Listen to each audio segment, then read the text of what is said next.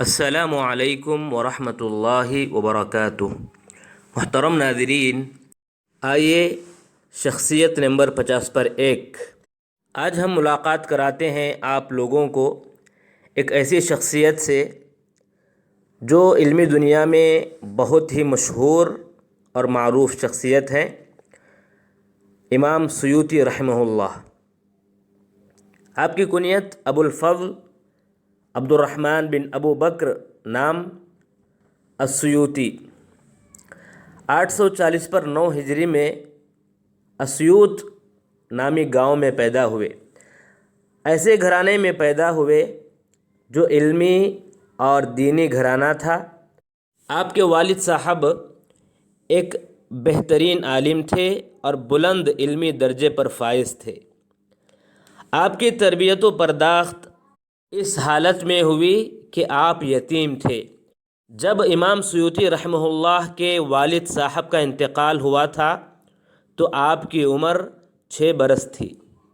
8 برس کے ہونے تک حفظ مکمل کر لیے تھے اور اسی عمر میں عمدہ، منہاج، الفقہ والاصول، الفیہ ابن مالک ایسی کتابیں آپ حفظ کر لیے تھے۔ اسی بنا آپ کا ادراک اور آپ کی معرفت بہت اچھی ہو گئی تھی۔ کئی علماء آپ کی رعایت کرتے تھے اور آپ پر خاص کر توجہ دیا کرتے تھے۔ کمال بن حمام الحنفی ایک عالم تھے جو اس وقت کے بہترین علماء میں سے ایک عالم مانے جاتے تھے۔ ان سے آپ بہت زیادہ متاثر تھے۔ خاص کر ان کی جو عادت تھی کہ وہ بادشاہ اور ارباب حکومت سے دور رہتے تھے، یہ عادت آپ کو بہت زیادہ پسند آتی تھی۔ آپ کا زمانہ وہ زمانہ تھا جہاں علماء کی کثرت تھی۔ آپ نے نحو، فقہ، فرائض ان جیسے فنون میں بھی مہارت حاصل کی۔ اپنی عمر کے 17ویں برس میں آپ نے سب سے پہلی کتاب لکھی۔ کتاب کا نام تھا شرح الاستعاذہ والبسملہ۔ اس کتاب کے لکھنے کے بعد آپ کے جو استاد تھے امام بلقینی رحمہ اللہ، انہوں نے آپ کی خوب تعریف کی۔ آپ کے 600 سے زیادہ اساتذہ بتائے جاتے ہیں۔ ان میں سے آئیے چند نام معلوم کرتے ہیں۔ حافظ ابن حجر رحمہ اللہ، شمس الدین، شیخ باقیر، جلال الدین المحلی، محمد الجیلانی، یہ چند نام ہیں۔ اسی طرح آپ کے تلامذہ کے چند نام معلوم کریں۔ شمس الدین الداؤدی، شمس الدین ابن طولون، ابن ایاس، برہان الدین، نور الدین، فخر الدین، محب الدین، زین الدین۔ عجیب بات ہے، دیکھیے کہ ہر ایک تلامذہ کے نام میں دین شامل ہے۔ آپ کی علمی رحلات کا اگر ہم تذکرہ کریں تو آپ فیوم، دمیاط، محلہ، شام، یمن، مغرب، تکرور، حجاز، ان تمام گاؤں کی طرف رحلت کر کے علم کو حاصل کیے ہیں۔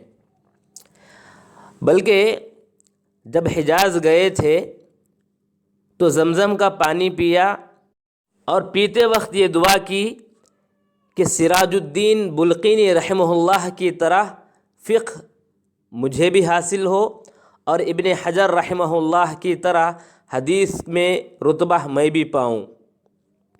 امام سیوطی رحمہ اللہ کے عصر میں، ان کے دور میں 13 بادشاہ تھے، لیکن آپ کا تعلق ان سے نہیں کے برابر تھا۔ کبھی کبھی ان سے باتیں ہو جاتی، ملاقاتیں ہو جاتی، نہیں تو اکثر ان سے دور ہی رہا کرتے تھے۔ بعض امراء آپ کی زیارت کے لیے بھی آتے تھے اور قیمتی ہدایہ پیش کرتے تھے، لیکن آپ عزت کے ساتھ، احترام کے ساتھ واپس کر دیتے تھے اور کئی مرتبہ بادشاہ کی دعوت کا انکار بھی کر دیے تھے۔ یعنی بادشاہ ان کو دعوت دیے تھے لیکن آپ نے احترام کے ساتھ، عزت و تکریم کے ساتھ انکار کر دیے تھے، اور اس موضوع پر ایک کتاب بھی لکھے ہیں جس کا عنوان انہوں نے یوں رکھا، ما وراء الاساتین فی عدم التردد علی السلاطین۔ امام سیوطی رحمہ اللہ کی کئی تالیفات ہیں۔ اتنے تالیفات ہونے کا سبب اگر آپ ڈھونڈیں گے تو آپ کو کئی اسباب ملیں گے۔ نمبر 1، آپ اپنے وقت کو عمل کے لیے مکمل طور پر فارغ کر لیے تھے۔ نمبر 2، بشکل لائبریری آپ کے پاس کتابوں کی کثرت تھی۔ نمبر 3، اللہ کا فضل و کرم رہا کہ آپ کے مشائخ کی بھی کثرت تھی۔ نمبر 4، آپ نے جو رحلات کیے وہ بھی کثرت کے ساتھ کیے تھے۔ نمبر 5، آپ لکھنے میں بہت زیادہ تیز تھے۔ گویا کہ آپ نے جو پہلی کتاب لکھی اپنے عمر کے 17ویں برس میں، اس وقت سے جب لکھنا شروع کیا آپ نے تو مسلسل 22 سال کتابت کے لیے آپ نے اپنی عمر کو فارغ کر دیا۔ سبحان اللہ! اگر امام سیوطی رحمہ اللہ کی عمر کو ان کے لکھے کتابوں کے اوراق پر تقسیم کیا جائے تو ایک دن میں گویا کہ 40 اوراق آپ لکھا کرتے تھے، اور امام سیوطی رحمہ اللہ کی خواہش تھی کہ 9ویں صدی کے مجدد وہ بنے۔ خود کہتے ہیں کہ اللہ کی نعمت و فضل سے میں یہ امید کیا تھا کہ میں اس 9ویں صدی کا مبعوث میں ہی بنوں، کہ انواع علوم میں علمی سمندر تھا۔ یعنی جو حدیث ہے کہ اللہ تبارک و تعالی ہر صدی میں ایک مجدد کو پیدا کرتا ہے، تو آپ کی خواہش یہ تھی کہ 9ویں صدی کے مجدد آپ بنے، کیونکہ آپ کی کتابیں ہر میدان میں اور ہر فن میں موجود ہیں، اسی لیے یہ خواہش ہوئی تھی۔ اب آئیے امام سیوطی رحمہ اللہ کی علمی کارناموں پر ایک نظر ڈالتے ہیں۔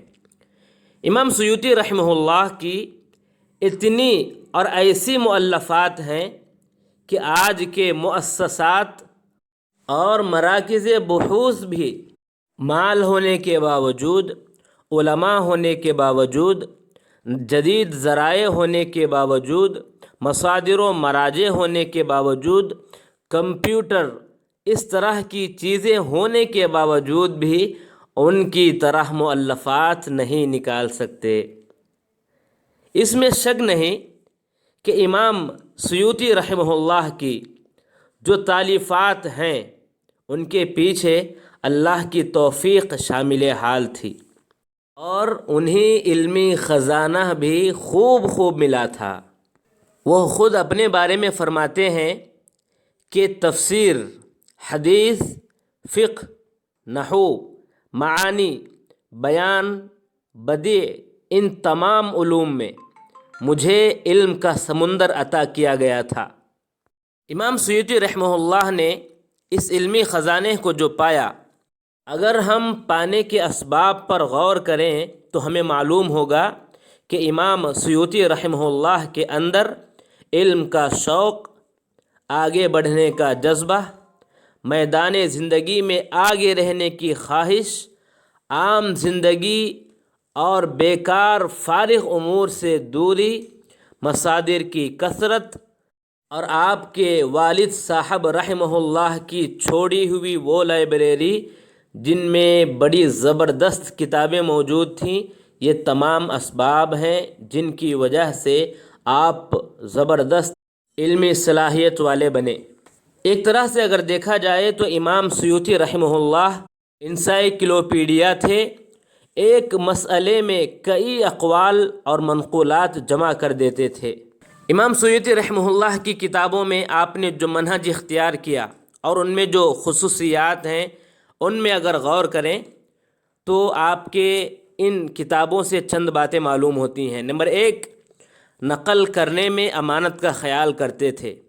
آپ ہر قول کو قائل کی طرف ضرور منسوب کرتے، جیسا کہ آپ کی کتابوں میں دیکھ سکتے ہیں۔ نمبر 2، ایسی کتابوں کے حوالے آپ نے اپنی کتابوں میں بیان کیے ہیں جو کتابیں آج ختم یا ناپید ہیں۔ نمبر 3، مسئلے میں مختلف اقوال کا ذکر کرتے ہیں، قائلین کے نام کے ساتھ، اور دلائل کا مناقشہ کرتے ہیں، راجح یا توقف بھی بتاتے ہیں۔ اب آئیے ایک نظر ہم آپ کی کتابوں پر ڈالتے ہیں۔ آپ کی کتابیں، جیسا کہ ہم نے کہا، ہر فن میں آپ کی کتابیں موجود ہیں۔ فن تاریخ میں آپ کی کتابیں حسن المحاضرہ فی اخبار مصر والقاہرہ، التحفۃ الظریفہ فی السیرہ الشریفہ، تاریخ الخلفاء۔ طبقات میں آپ کی 50 پر 5 کتابیں بتائی جاتی ہیں، 55 کتابیں بتائی جاتی ہیں۔ یہاں پر ہم 2 کتابیں بیان کرتے ہیں، عین الاصابہ فی معرفۃ الصحابہ، بغیۃ الوعاة فی طبقات النحاة۔ علوم القرآن میں آپ کی کتابیں الاتقان فی علوم القرآن، التبحیر فی علوم التفسیر، متشابہ القرآن، الاکلیل فی استنباط التنزیل، طبقات المفسرین، الالفیہ فی القراءات العشر، الناسخ والمنسوخ فی القرآن۔ تفسیر میں الدر المنثور فی التفسیر بالمأثور، ترجمان القرآن، تفسیر الجلالین۔ یہ تو معلوم ہے، سورۃ الکہف تا سورۃ الناس اور سورہ فاتحہ کی تفسیر جلال الدین محلی جو آپ کے استاد تھے وہ کیے تھے، اس کے بعد ان کا انتقال ہو گیا، تو اس تفسیر کو جو باقی سورے تھے ان کی تفسیر آپ نے اسی نہج پر، جو نہج آپ کے استاد نے اختیار کیا تھا، اسی نہج پر آپ نے باقی صورتوں کی تفسیر لکھی۔ اسی لیے 2 جن کے نام ہیں جلال الدین السیوطی اور جلال الدین المحلی، یہ استاد ہیں، جلال الدین سیوطی ان کے شاگرد ہیں، دونوں کے ناموں پر تفسیر کا نام ہے جلالین۔ حدیث میں تنویر الحوالک فی شرح موطأ الامام مالک، جمع الجوامع، الدر المنتصرہ فی الاحادیث المشتہرہ، المنتقى من شعب الایمان للبیہقی، اسماء المدلسین، آداب الفتیہ، طبقات الحفاظ۔ فقہ میں الحاوی فی الفتاوی، الجامع فی الفرائض۔ لغت میں الاشباہ والنظائر فی اللغہ، الاقتراح فی النحو، المہذب فیما ورد فی القرآن من المعرب، البہجہ المرضیہ فی شرح الفیہ ابن مالک۔ اب آئیے آپ کی کتابوں کی 3 باتیں معلوم کرتے ہیں، یعنی خصوصیت یہ سمجھیے۔ نمبر 1، آپ کی کتابیں مختلف موضوعات پر ہیں۔ نمبر 2، آپ کی چند اوراق پر مشتمل چھوٹی کتابیں بھی ہیں اور بہت مجلدوں پر مشتمل بڑی کتابیں بھی موجود ہیں۔ امام سیوطی رحمہ اللہ مفتی بھی تھے، مدرس بھی تھے۔ تدریس میں آپ کو بدر الدین حسن جو فرائض میں بہترین ماہر ہیں، وہ آپ کے شاگرد ہیں، 10 سال تک آپ کو لازم پکڑے رہے۔ اسی طرح سراج الدین انصاری 20 سال تک آپ کو لازم پکڑے رہے۔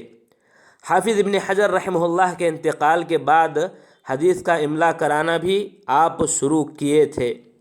902 ہجری میں المتوکل عباسی کے دور میں آپ قاضی بھی بنے۔ اب آئیے آخری بات بتائیں کہ آپ کا انتقال 911 ہجری میں ہوا۔ انا للہ و انا الیہ راجعون۔ اللہ تبارک و تعالیٰ سے دعا ہے اللہ تبارک و تعالیٰ آپ کی خدمتوں کو قبول فرمائے اور آپ کو جنت الفردوس میں اعلیٰ مقام عطا فرمائے، آمین یا رب العالمین۔